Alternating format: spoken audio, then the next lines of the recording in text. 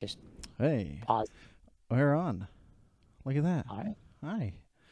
Hello, Hello. everybody. This is the second week of playoffs around the world.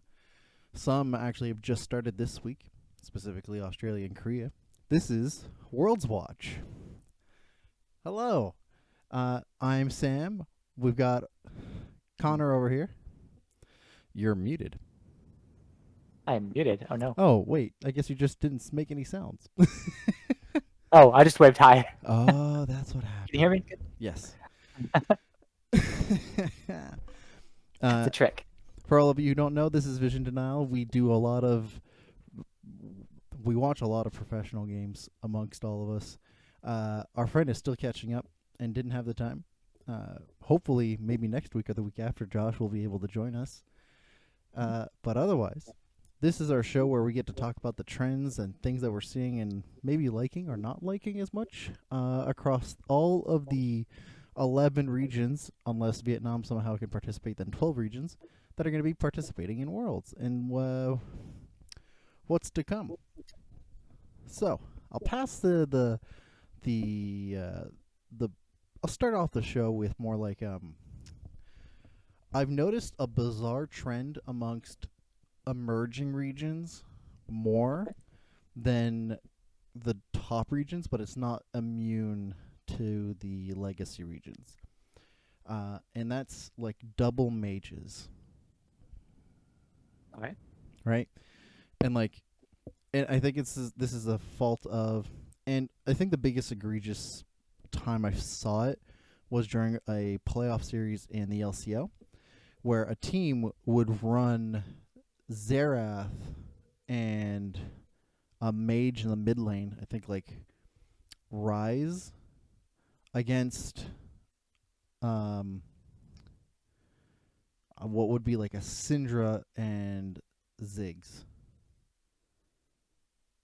Right? Both teams would be double mages. There would be only melee ADs and disengage supports across the board. And it's weird because as the week went on, I saw teams move away from that, as if like the flavor of the way that they were trying to figure out how to work around Ziggs started off as if they were going to do more mages in the bot lane, and has slowly moved away, realizing that that doesn't work because there are few ADCs or few ranged auto attackers that exist for the solo lanes to, help with mages in the bot lane. Yeah, I think I'm okay with that though, because like we've seen, Ziggs is still a thing. It's being played with. That's one of our trends from last week. Just my notes, I kind of separated it by region, just because I noticed some. We'll get more into like the by region thing later, but not everywhere is playing Ziggs, but we are seeing it. LCS, LPL, LEC, like the majority of the regions are doing it, if not that common. But because Ziggs accomplishes a lot of the same things, you can still push towers and you can still push out the waves and do a lot of the things you'd want from your ADC. Yeah. And you're saying, well, given our jungle meta, given how much Viego and Lee Sin and these Xin Zhao, and same thing in the top lane, we have like a Camille or a, we've seen Fiora played, we've seen Renekton, Jace, right? If you have a Jace in your top lane who is a ranged AD threat and a Xin Zhao or Lee Sin in your jungle, well, you're probably safe to pick Syndra Ziggs. Yeah, right? no, Like, of course. And you'd but, think you'd be safe to pick Syndra Ziggs, but like the results don't back it up as often, right? Like Ziggs, we've seen a good positive set of results for it. It just mostly because the way that it benefits in the bot lane is the fact that it can take out turrets very quickly. Yep. It just becomes one of those scenarios where when you compare it to the other mages that have been played on the bot lane, and so like the variety of mages that have been played on the bot lane are, most common one is Syndra, who suffers from lack of turret pressure, and just because it's a wave clear machine, people see it as just a wave clear machine and don't inherently attach the weakness it has against Ziggs. They just see it as a counter laning wise. My opinion on Syndra bottom lane is, it's the idea of having Syndra is you have a stun at level 2, level 3 kind of thing from your bottom laner, which you don't really have from many ADCs, which now allows you to set up your really strong engage supports. So if you're playing a Syndra Thresh or a Syndra Nautilus or these kinds of things where you could be like, if Syndra can land her stun, you now have a free hook out of it. So it creates this really strong kill lane by the fact that you can chain your CC from level 2, level 3 more so than most any other AD carries can. The majority of ADCs who have crowd control have it at level 6. Like your Varus and your Ashe and these kinds of things that are picked as like these kill lanes do it at level 6, whereas a Syndra lane can do it at level 2. I want to make 2 notes, though. There are the ADCs with soft crowd control, Ashe. Yep. And then there's Vayne, which I've mentioned is a great idea into the Ziggs. And then there was a trend in the LPL where people were just picking Vayne just for the heck of it, and then it fell off for a bit. And it was weird because like, to me, I thought it was a clear association that like you pick Ziggs and the best counter for it was Vayne. And I had only seen this counter done in the LPL and only for about 2 series, and then it died. Yeah, I haven't seen it at all. Right? None of the other regions do it. I don't understand why they haven't gone for it. Correction. One team, and I have to mention this because I've trash talked the heck out of the LCO. I still lobby it as like the worst region. It may not necessarily have the worst team that they send out, but point being, PGG, Pentanet GG, after they had left from MSI, seemed to have actually carried out the lessons they learned from there. And had actually properly studied, and this is the only team in the LCO so far that I've seen that has like competent, like thought out drafts and not just like comfort picks or like autopilot, because it is the only team that I saw use the Vayne against the Ziggs. The only one from any other region outside of the LPL. And that's wild to me that a emerging region that I classify as last place, that most people classify not still upper of the emerging regions, right? People think of like Vietnam, Japan, Turkey, the other ones that have made waves, heck, Russia even. But this region had one team that actually put thought into the drafts for this, and is the only one that I've seen use a Vayne counter to Ziggs. And I'm still wondering why, like, no one else is doing it. Well, just because Vayne isn't necessarily that strong or anything, right? Like, she isn't really in the ADC meta. You have to kind of change your team comp around Vayne. So I don't think a lot of the other regions are like, maybe Vayne is good at Ziggs, but is it worth changing our entire team comp and our entire win condition in order to get this advantageous, perhaps, lane matchup? Right. No, probably not. Right? Like, I understand, but that argument applies itself to the same thing when you're picking Syndra. Right? Yeah, but usually you're picking Syndra with like you can take like a Lucian or a Tristana mid or something. Is that and usually... it's really No, and you're absolutely right, but is that actually what happens though? Maybe not all the time, but I've noticed that the majority of the time that's not what happens. The start of the playoff series, every so often when I saw a Syndra bot, they had a Lucian mid, and I was like, oh cool, this makes sense. And then it stopped. And it seems like teams are viewing Ziggs as a wave clear thing, and they have to approach it in one of 2 ways. You either, one, face it head on with somebody that can farm just as well and scales better and can kill it on its own if it's needed. So that's why Vayne is a great idea. You don't actually have to change your whole composition. If 4v4 everybody's in the top side and then you leave your Ziggs and Vayne to farm and you know that your Vayne is going to win any duel against it. And I've seen alternatives to this, like using there's one game, God, I wish I remembered and I wrote it down, that they had Twitch that was used also, right? And on default, and I agree with you, Connor, on a default, usually using those types of ADCs in a compositions requires you to reshape the whole win condition that isn't appropriate to the meta. Yep. But I think that the fact that Ziggs is so prevalent, I think it's like Prevalent. Yep. It's like picked a quarter of the time. Like it's picked a quarter of the time, and it has a presence of like near 50%. Mm-hmm. I'd have to go back and actually do it, but it has a high presence in this meta to the point where like it's a viable strategy that wins a high amount of games. I don't see why at this point that you wouldn't consider changing the outlook of your compositions to get something that isn't just a mage bot, especially if you're not going to invest into a ranged ADC mid or top. Yeah, it's true. It's true. I think it just confuses me. Yeah, I did notice while we're on the topic of bot lane, I guess at the moment, that the bot lane was one of the things where it actually changes. So, like between the regions. So, for example, what I've noticed is that the LCS seems to be on one side.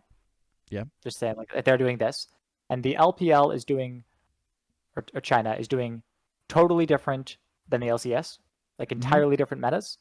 And then every other region, and I glanced through all the minor regions and stuff too, seems to be somewhere in the middle. So like the LCK is more towards what China's doing, and like Europe is more closer to what North America's doing. Yeah. But every other region is somewhere in the middle. And the LCS and the LPL are doing totally different things. Yeah, it's a time zone thing. And no, you're absolutely correct. I've noticed. So, for example, looking at the bot lanes, while we're at it, the LCS, we have the Aphelios and Varus are the top two most played, and dominating the meta just by a lot is the Varus and the Aphelios. And Kalista is banned every game. Yeah. So Kalista is just not getting through because it's banned. It's only been played once or twice when it hasn't been banned. But then on the LPL side, we have the Ziggs. Still the Varus. It's the one thing that stays there. But Varus is also missing from some other regions. But the one thing they have in common is the Varus. But then we have like Ezreal and Ashe being played, which have no presence at all in North America. Yeah. I think Europe has a little bit of a mismatch because it also has a high Ashe presence. Yeah, and it has the Varus and the Kalista, but no Aphelios. Yeah, you're absolutely correct. And it's weird is you can see. And Europe has Saya. Mm-hmm. And I think this is in contrast to what we were talking about, the week 1 trends compared to the week 2 trends. Is that the week 1 we were saying that there was more variety in the top lane, and now we're seeing the opposite. There's like a significant variety in the bot lane at this point. Depending on the region. Depending on the region, yeah. So like it's a variety from region to region, but not within the region type of idea. It's just interesting to see that like there's no one champion. This is what I noticed. It's good everywhere because like Aphelios is not being played at all and is not in the meta in China, and that's correct. But he's being played quite a bit elsewhere. Or like the Varus is being played in North America, and he is also being played in China. But the Varus is missing from a lot of the minor regions. None of the minor regions are playing it, and this is actually a fascinating thing. You hit on the thing I also wanted to talk about. But yeah, go ahead, finish up, and I'll put a pin on it. Yeah, and then the last one, for example, like the Kalista is we're seeing it banned a lot, meaning it's in the meta, right? It's high presence banned all the time. In the LCS and in Europe, but it's being played a bit in Korea, but it's not like permaban or anything. Mm-hmm. But it's not really not being played in China, and it's not being played very much in the minor regions either. But it's this must permaban in North America and Europe. Yes, and so both the Kalista and the Varus are semi-related, and this is because it's a totally different trend of things outside of the meta itself. Is that there is a higher emphasis on wave management in the legacy regions. Okay. And they're while the emerging regions have a higher emphasis on like timers of objectives, right? Okay. And so this informs two things, right? Kalista takes a long time, so yes, you would think intuitively Kalista is really good at like helping with your neutral objectives. The problem is that because you have to focus on the timers of neutral objectives and doing a lot of setup, the team fights don't inform as well for Kalista for those reasons, right? Whereas Kalista, however, is really good at wave management and helping roam a lot more often, which is a priority much more in the legacy regions, in the top 5 regions. Yeah. And it helps with your support's survivability, hence why it has such a presence. Because support roams and aggressive engage supports are like everywhere. Yeah, we're seeing a lot, like the minor regions are playing Kaisa and Jinx. Yep. And so it like, requires what? yeah. Kaisa and those ones require a lot of like team fight setups, right? And those are the team fights tend to happen a lot around the neutral objectives. And so there's a lot more thought and process around the neutral objectives, as well as like a lot of the emerging regions, which think about, I think, the Ziggs matchup more often. Again, this relates all to the same type of trend. Yep.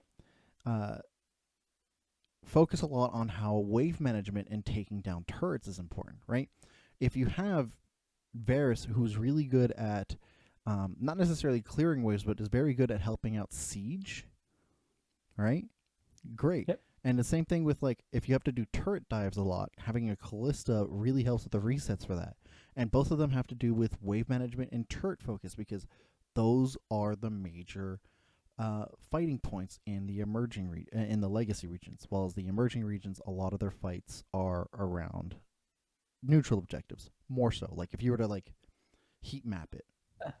So, just because I haven't watched all the games or anything, so would you say in the minor regions they do tend to like go for dragons more, since we've noticed that they? Yeah, absolutely. I think the only exception to this is like there are some European teams that have a nice focus on drakes, but drakes are viewed as a consolidation to Rift Herald.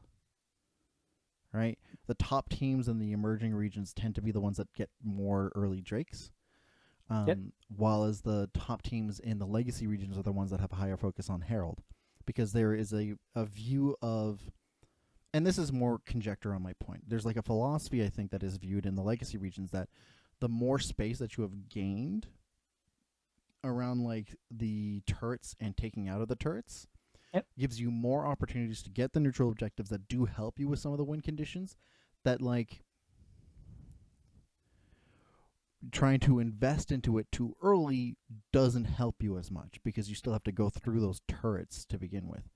And I think it's a priority one over the other, and this is conjecture more. It's a win condition that works though, because I think what they're saying is, okay, if we go for early dragons, and even if we are like, okay, we set up our early game and we get 2 dragons, maybe even if we get 3, well, that doesn't guarantee us a soul. A lot of these teams can fight us on the 3rd or the 4th dragon, and if we lose that, all of a sudden the game turns around, and if they've been focusing on other stuff, and maybe they have a better late game team comp or different things, then now we can lose.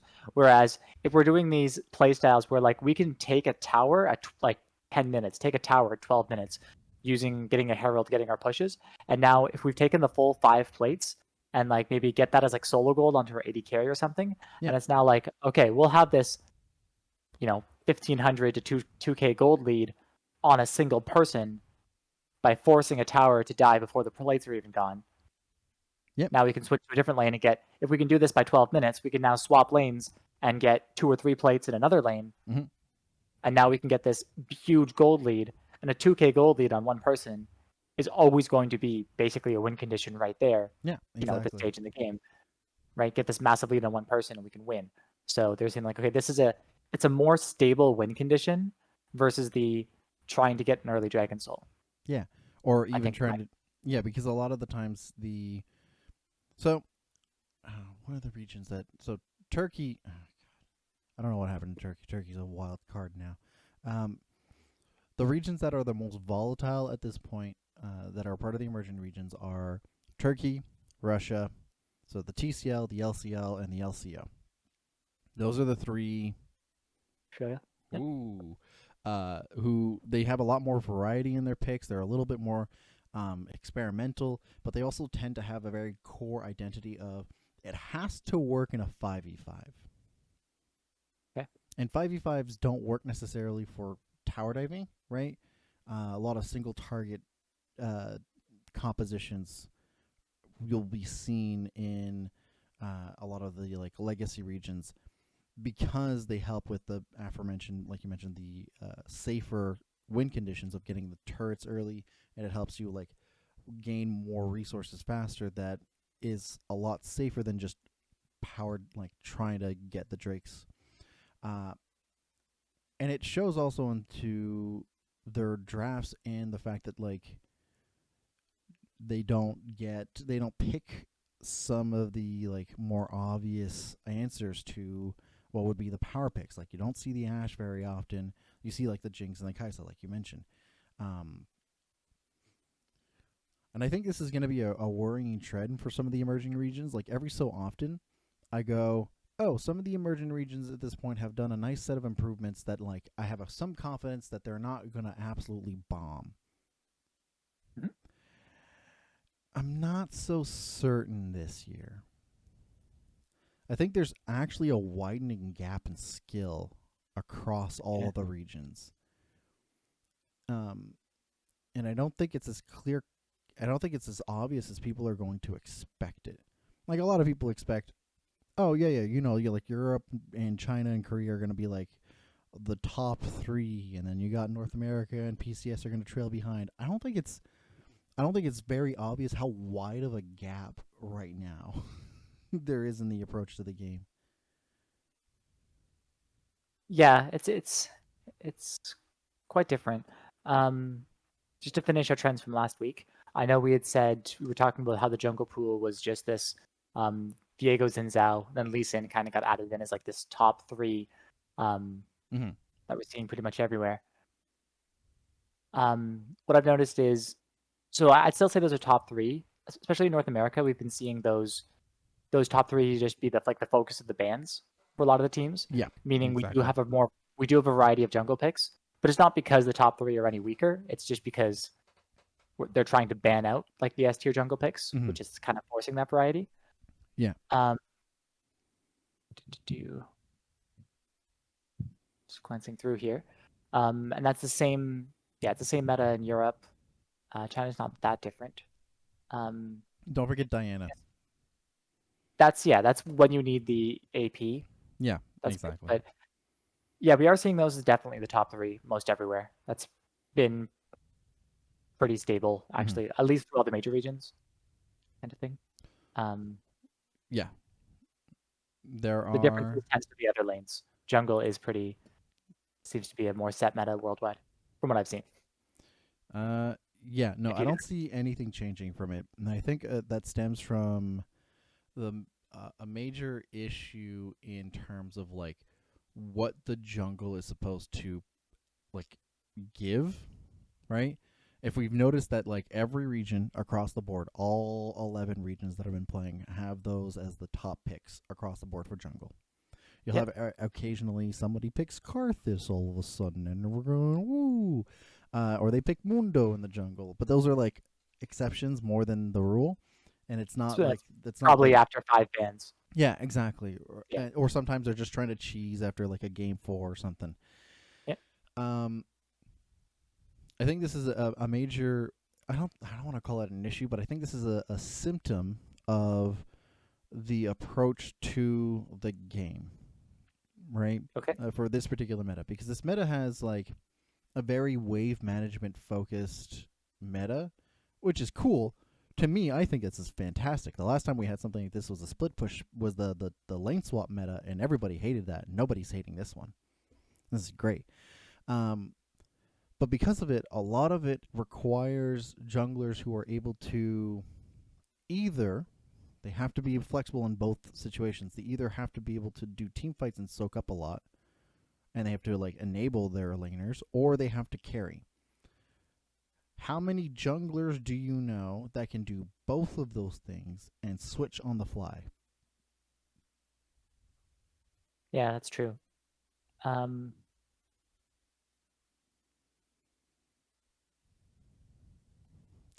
It's not many. I mean, yeah, those people can do it, but like it's like you can do it with like the kind of last year's metas champions, like the Graves and the Nidalee and stuff. It's just those require your lanes to be able to set up ganks for you.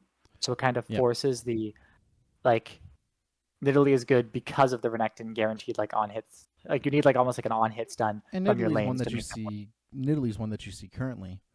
Yeah, a little bit. Yeah. The difference is that like when you think about Xin Diana, and Lee Sin and Lee Sin Diego. and Viego, there is a certain amount of survivability, Yep. and inert team fight that is added into it, right? Yep. When you think about last year's meta, we had Kindred, Lilia, Power. It was power Nidalee. clear. It was power clear, right? Power clear and individual targeting, if not occasional AoE, not really strong team fighters. Yeah, Right? it's because the jungle had more experience in it. So they're like, if I play and like I guess like the respawn timers changed too between seasons. Yeah. So if the jungle camps are up more and I can get more experience from it, if I can just clear them super fast, I can be ahead in experience of like the solo laners even. Sure, Right. but So, I think that's still the same.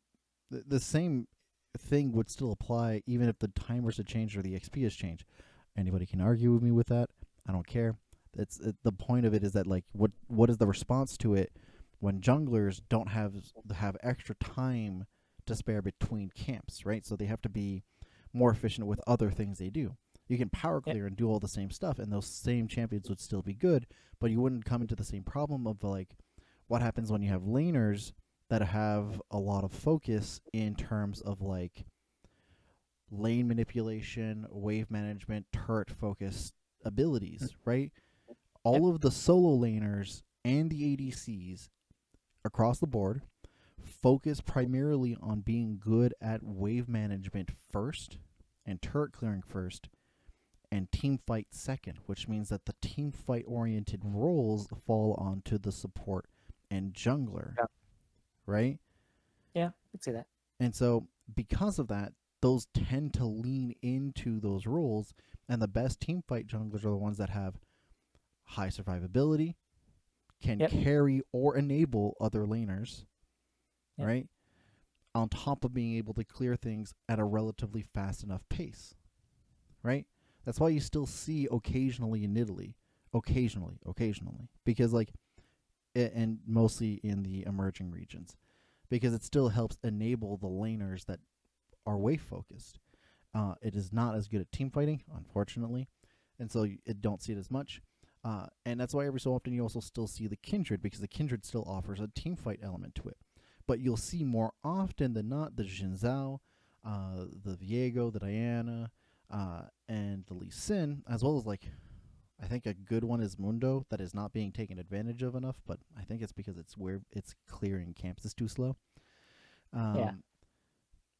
Is because they offer both efficient movement in the jungle as well as the team fight elements that would be lost by their laners if we thought about their laners too much as team fighters. Yeah, and just it's less important now, but just looking ahead to like the actual worlds, in the next patch we have Viego untouched, so like that's a thing. But Lee is nerfed, Diana is nerfed, and Xin Zhao is nerfed. But big buffs to Nunu and Jarvan. And we're already seeing a little bit of Jarvan. Yep. So like with a major, really good Jarvan buff, will he be high in priority for worlds?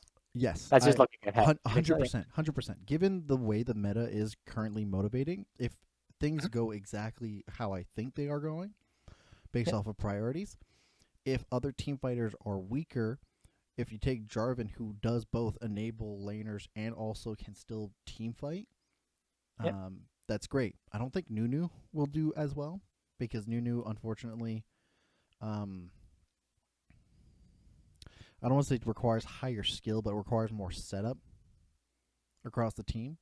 And anything that requires a lot of setup within the jungle role needs it to be very good. That's why like the Kindred that we do see every so often has been made a comp around it. Yeah. And it's rare as heck.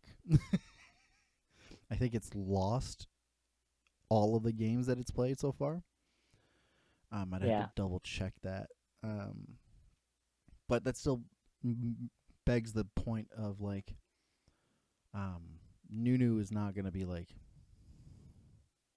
a priority if it has a major buff. Things that I think would have a major buff if it had the chance.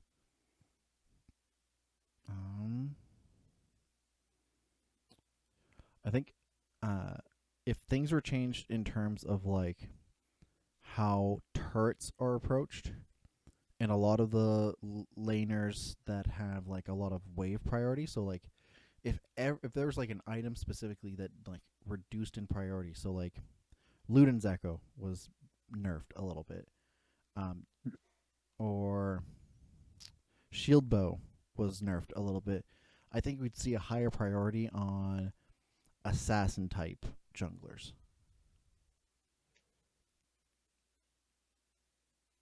Yeah, no, that's true.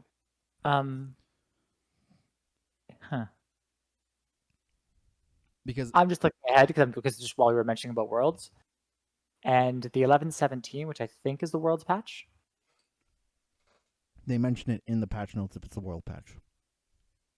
Okay, I think it's the patch that's not actually out yet. They just know what they're doing. It's like the tentative, not set in stone patch notes kind of thing. Like the it's not world's patch. The world's patch is usually a month ahead. Okay, yeah. So this is the likely Worlds patch. It's Amumu now has 2 charges on his Q, so you can shoot it twice, which might make him actually playable because it's not like, oh, you missed Q, you're now useless. You know, his 2 charges on his Q. Echo does increased damage to jungle monsters. Evelyn's R is on a much shorter cooldown. Motherfucker. I didn't even know this. I literally just... Are you telling me I'm right? Okay. Rengar, Curiosity went from 4 charges to 3. So Rengar's upgraded abilities are every 3 abilities, not every 4. Meaning you're guaranteed Rengar and power every ability I'm gonna chain. call it now. This is August 20th. For those who don't know what day we're recording this, I am predicting the meta for Worlds before anyone even thinks about it. That's but anywho, I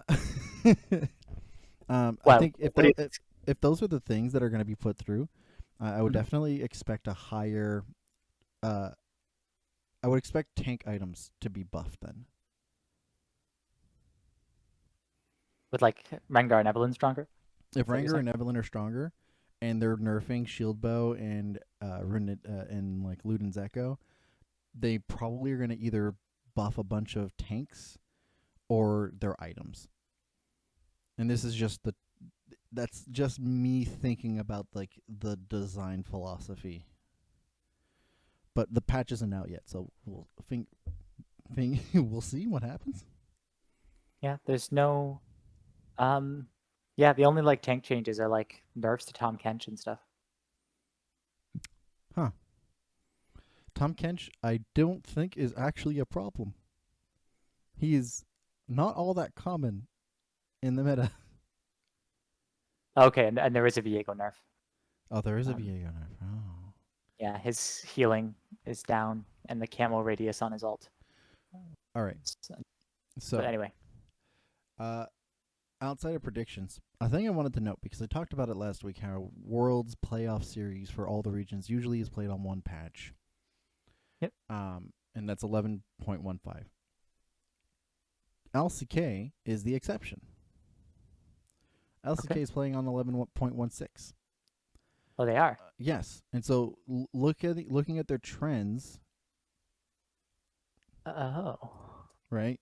That's the thing that I want people to be conscious of is when looking at their trends, is that they tend to, they won't deviate a whole heck of a lot from everyone else, because unless something super substantial happens, one patch isn't enough. Yep.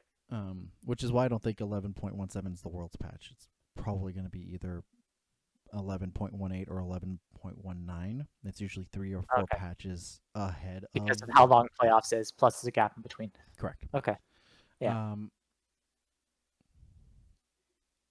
Their trends are similarly informed from the same base like symptoms of the meta, but there is a quirk, like an uncanniness to them. It's really weird going from watching Korean games to any other region because it only partially applies any of the trends that they bring up. Because like there's a lot of Aphelios in Korea. There's not a whole lot of it anywhere else except for North America, and I think North America is a fool for putting such a high priority on Aphelios. Because Aphelios requires so many resources to like get going, and I think they're not realizing, despite the fact that they play like most of the legacy regions where like laning phase and like wave management is the important thing to do. Aphelios' strong aspect is not wave management, it is team fighting. But once it has a lot of resources. Aphelios, I think, got a buff. Something happened for 11.16 for Aphelios to gain a high enough priority for it to be very common in Korea, or at least more common than most of the other regions. I do want to preface that it only has had 2 playoff series, and they only have 8 series to determine their whole thing. Nothing to do with the Aphelios at all happened in that patch. Oh, interesting. Like the Ziggs got nerfed, which might explain that, and maybe like that helps his matchups or something. But that makes sense because if Aphelios does not do well being pushed into. Yeah, so probably he's a bad matchup into Ziggs, but with Ziggs like hurt a lot, it helps his place in the meta. Yeah. Yeah, no, that makes sense. I just want to point that out. I thought that was weird. So wait, LCK is playing on the patch after Diana Jungle was nerfed, and they're still picking Diana Jungle like constantly? Yeah. Okay. I told you, there's a reason why I made the statement that like the junglers are picked because of the way that the meta is. Oh, it's true. The nerf is basically nothing. It's just her passive does 250 so it would 1/2 times damage to monsters instead of 3. Yeah, which means that like it barely changes. So like the wave clear is maybe slightly slower, which doesn't change a thing when wave. It's like a 1/2 second slower. Yeah. She's still efficient at moving around the map regardless. Okay. Interesting. This is why it's a lot of the stuff that is informed from watching every single series. What is the other thing I wanted to mention? Is there anything you saw that was noteworthy to you that like caught your eye? I guess because we haven't talked about it, and we were just comparing regions so far. I guess may as well go into the support meta. Yeah. So, and I guess I also have a top thing, but okay. So we kind of have our basic stuff that's being played most everywhere is actually just the Leona and Braum are the only 2 that are kind of constant worldwide. Correct. And they're not necessarily the top 2, but they're being played at least most everywhere. Yes. But other than that, it's totally different. So remember I said like North America and China are on the opposite sides. In the LCS, we have Thresh and Nautilus as the other 2 being played with them constantly. Oh yeah. So that it's like those 4 are the main focus. LPL also has the same 4 support focus, but it's Trundle and Rel. Yes. Are the other 2 instead of the Thresh Nautilus. Yes. And like they don't play Thresh or even ban it at all. But then in the LEC, we're seeing it's Thresh and Rakan. Yes. Nautilus, but lots of Rakan. Like, it's very different between regions. And then the LCK, it's Thresh Alistar. Yes. Note for the LEC though, I think the Rakan is because there's a lot of Xayah that's picked. Yeah, but we're seeing like I think Xayah was like 3 games and Rakan was like 7.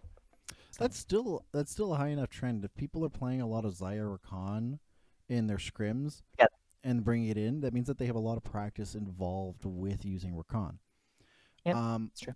I think it's one of those things where like, and I'm gonna trade this back, right? Because like the jungle has been fixed across all of the regions, regardless of patch, regardless of scenario.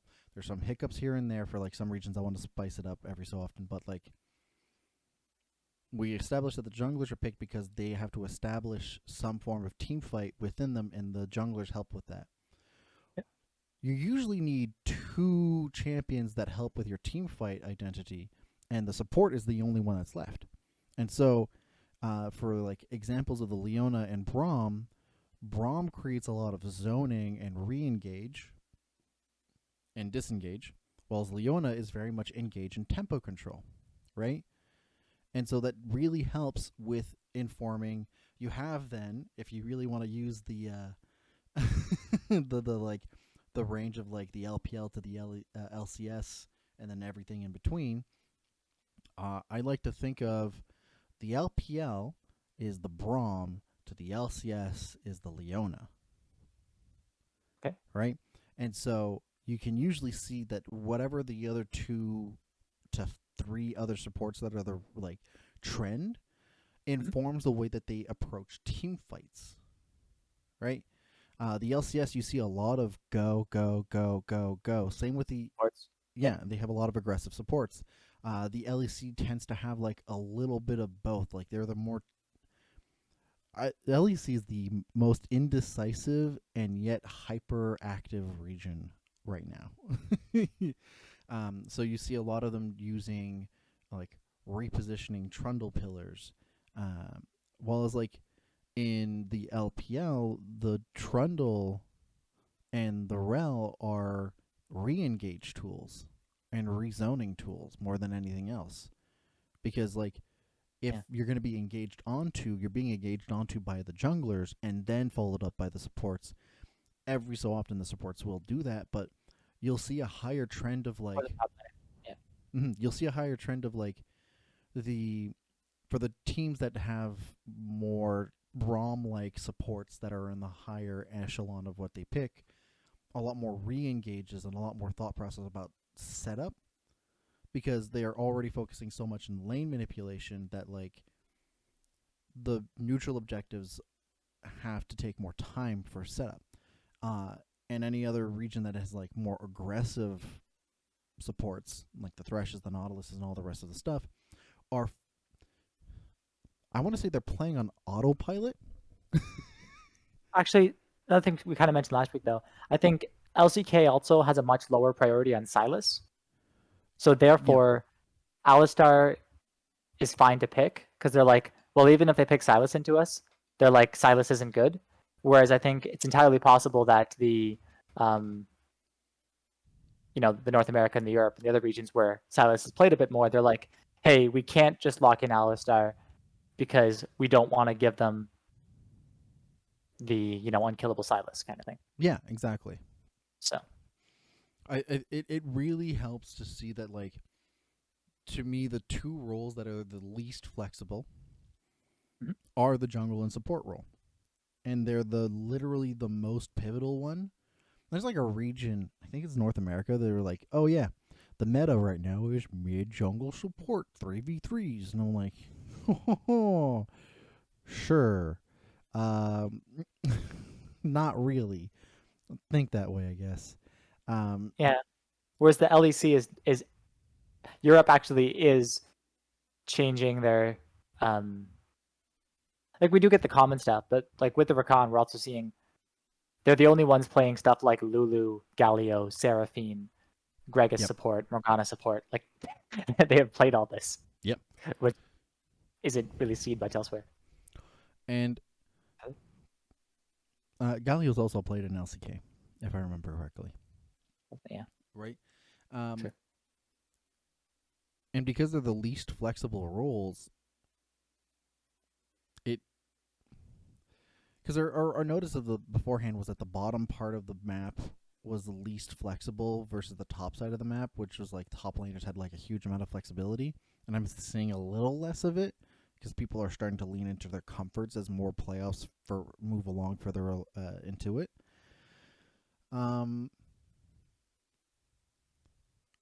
I'm seeing that the trend is more like the 3 laners have flexibility and the jungle and the support have less of that because the identity or whatever the approach of their strategy comes from the 3 laners. And whoever wants to be like, that's how all of it works. No. There are times where like the ADC literally has 2 choices. You don't metas every year are different. Supports tend to be more flexible than anything else, and same with junglers. Junglers used to have a lot more flexibility amongst their picks, and sometimes they don't. Every lane is different, but like this year, I think that the lanes that'll have the least amount of flexibility are the jungle and the support. At least unless something changes drastically by Worlds.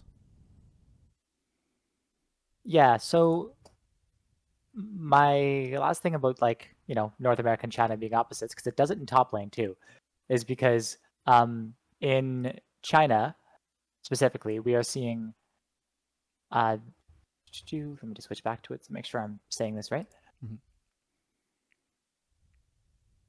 Mm-hmm. Yes, it is. Their top lane is Viego top, and like Lucian and Gwen and stuff. There's decent variety of stuff being played. Yeah. But the top 3 are Camille, Kennen, and Jax.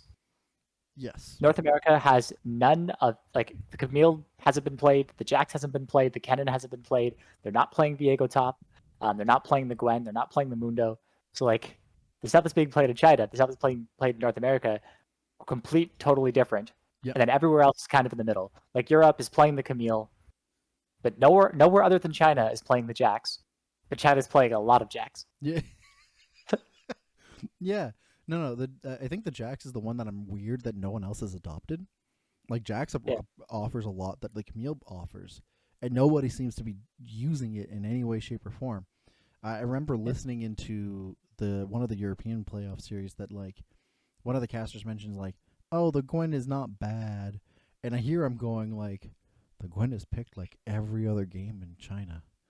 Yeah, and Like, China and Korea are perma-banning Jason Renekton. Yes.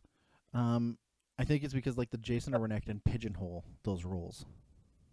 Right? Yeah. The second you pick Renekton, you're limited to an amount of picks that can work. And when the second you pick Jace, there's a limited amount of roles that can work against it. Yeah, and like we haven't seen much from Korea, but Kennen in 6 out of 7 games. Like, you want to know a fun fact? Could just be like a specific team. I want you to look at Korea. You know what's also I think it should be like out of 5 out of the 7 games is the Trundle. It's in a high amount. The Trundle is in almost every game that the Kennen's in.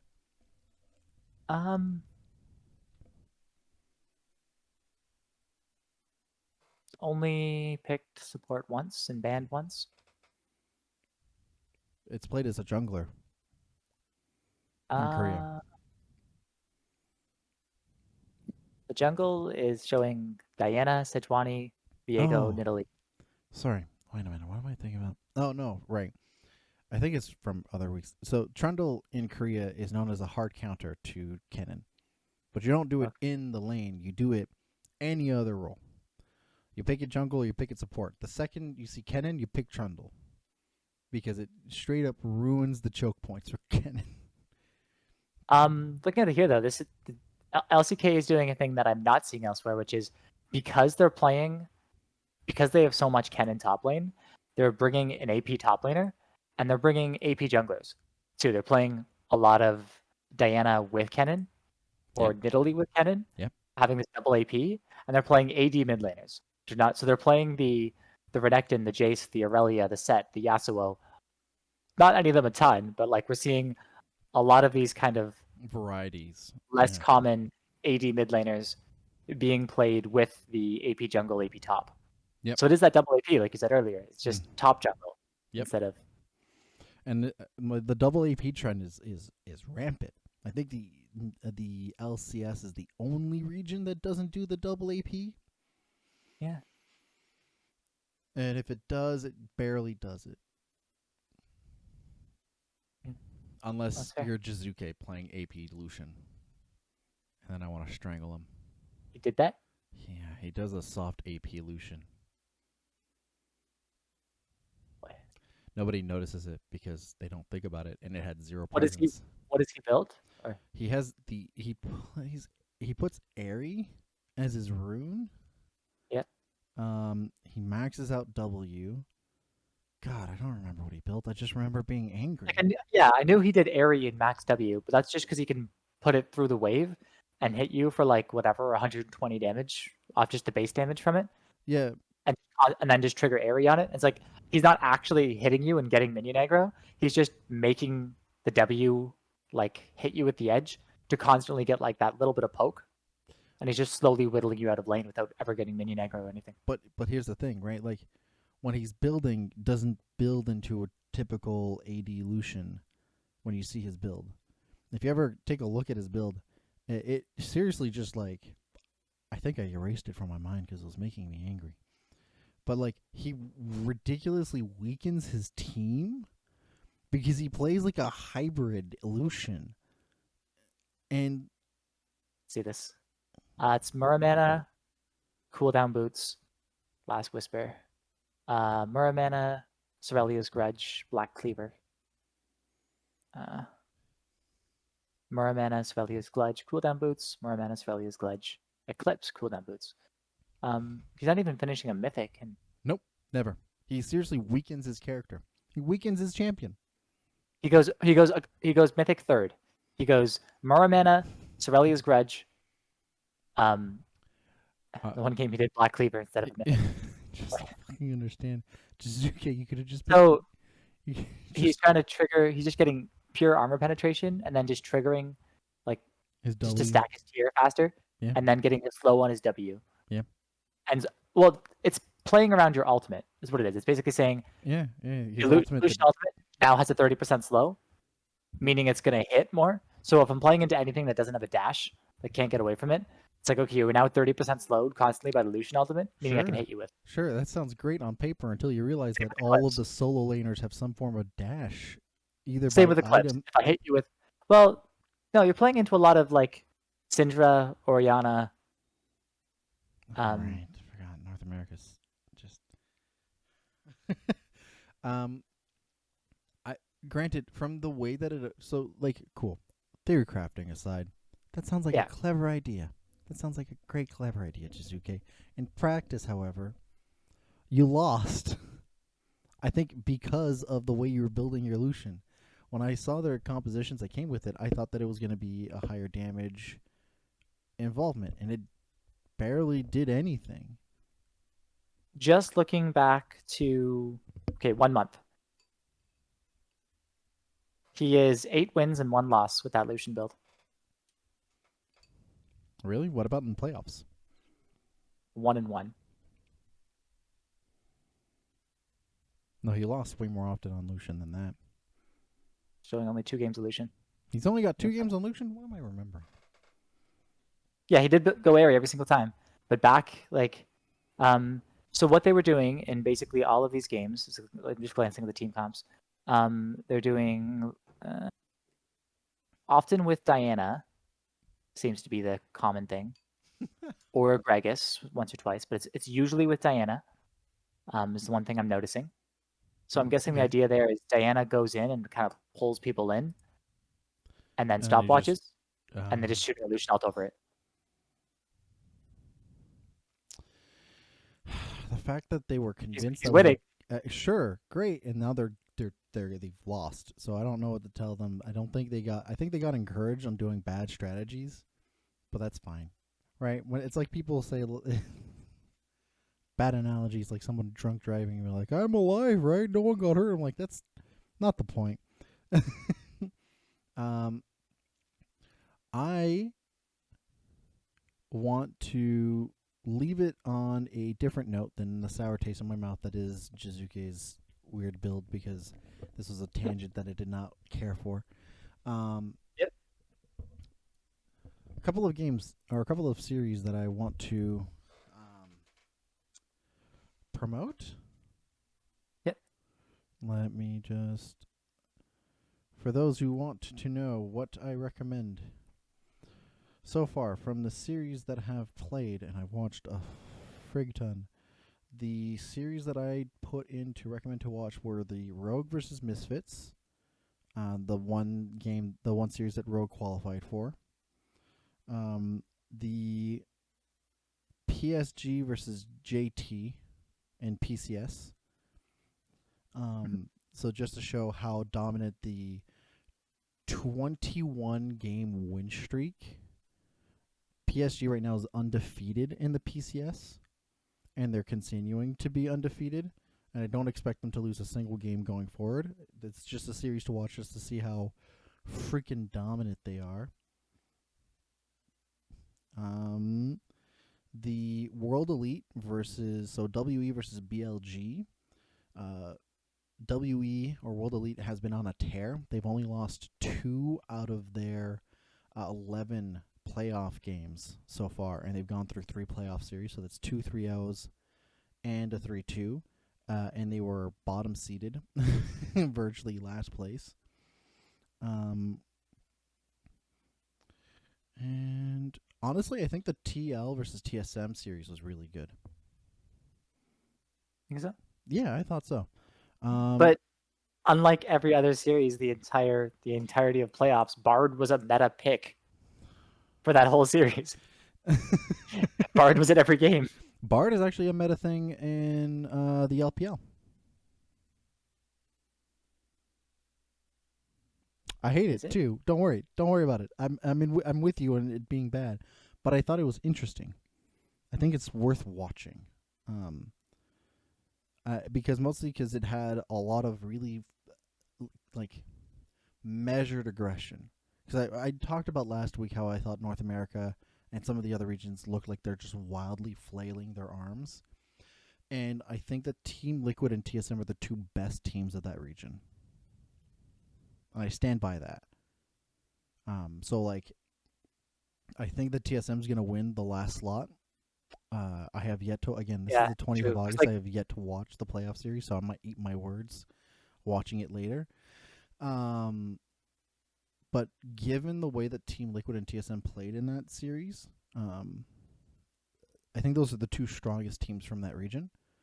And it best exemplified the best and worst qualities of the region, which are sometimes the picks aren't thought out fully, but they are very well applied.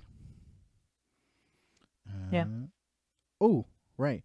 The NS versus AF, so Nongshim versus Afrika Freaks in the LCK. Yeah. The LCK is always worth a watch. And I think that's all of the series that I put in. So if all of you want to watch those are so far the best series to watch. I think it's one in every major region that I gave. Yeah. Has there been a series that you've been a fan of so far?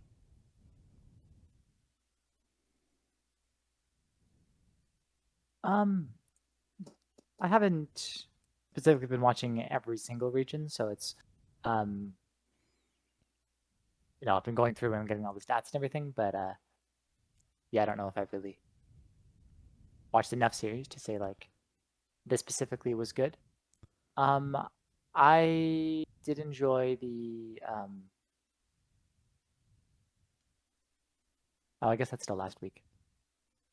That's no. I'll stick with your choices were good. Okay.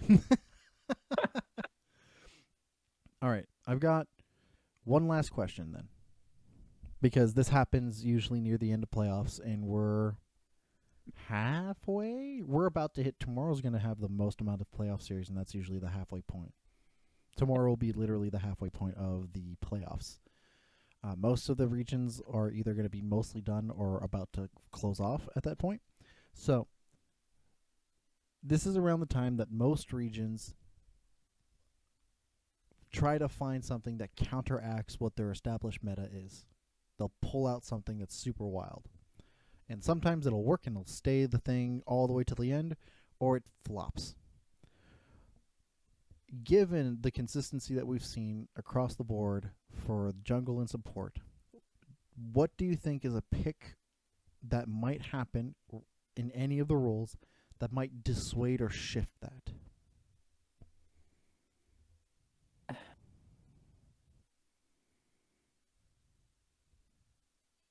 I feel like the answer is kind of different depending on the region, though.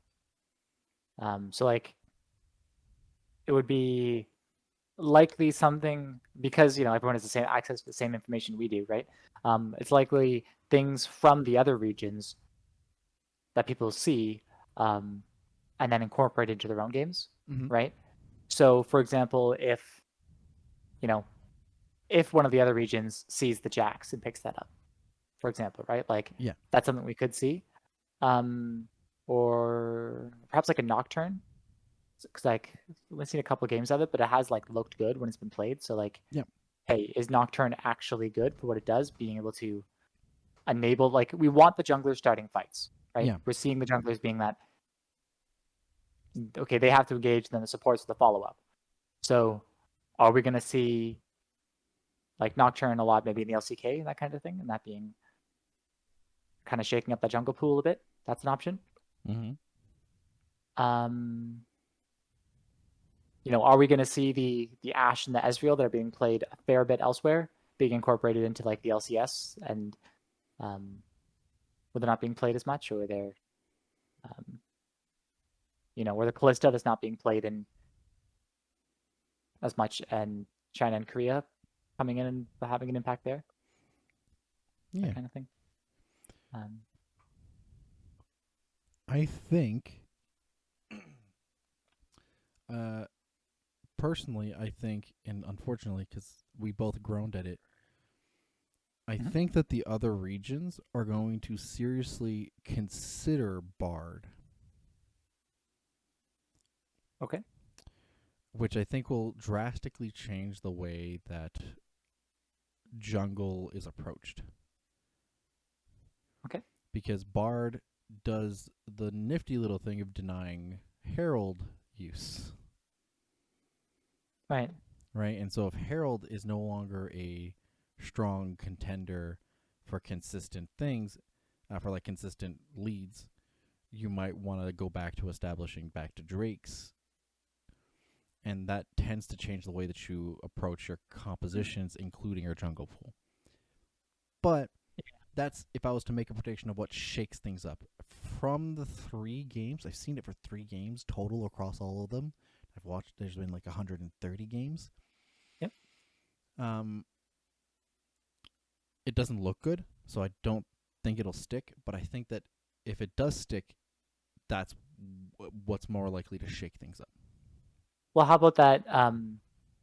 For shaking up, like like Western, like the Europe, North America, is if we see really either one. So the 2 big AP top laners, the Kennen and the Gwen, if they're being played all of a sudden, that changes up your entire team comps. It might open up some more AD mid lane options and these kinds of things. Oh yeah, yeah. So if we start seeing the Kennen and the Gwen come in, because they've been missing, the AP top laners have been missing from Europe, North America. Yeah, they've been missing across the board, in most of the regions. Sure not in Korea. Sure not in Korea. They love it. All right. Well, I think that's our time at this point. Thank you all of you who are watching. Greatly appreciate it. You let us know. What are some trends you thought are cool? Do you think anything might come out of nowhere that shakes up things as far as we know? Any series that you've been a huge fan of? Let us know in the comments below. Also, if you enjoyed watching us and you're new, feel free to leave a like and subscribe. I greatly appreciate that as well. With that, we'll see you likely next week, where most of the regions question mark. I think most of the regions will have finished their playoffs at that point, Possibly. or Yeah. about to finish it. They will be about to. Yeah, we're getting really close to the end. They did this really quickly. With that, thank you all for watching, and we'll see you next week. Ciao. Take care.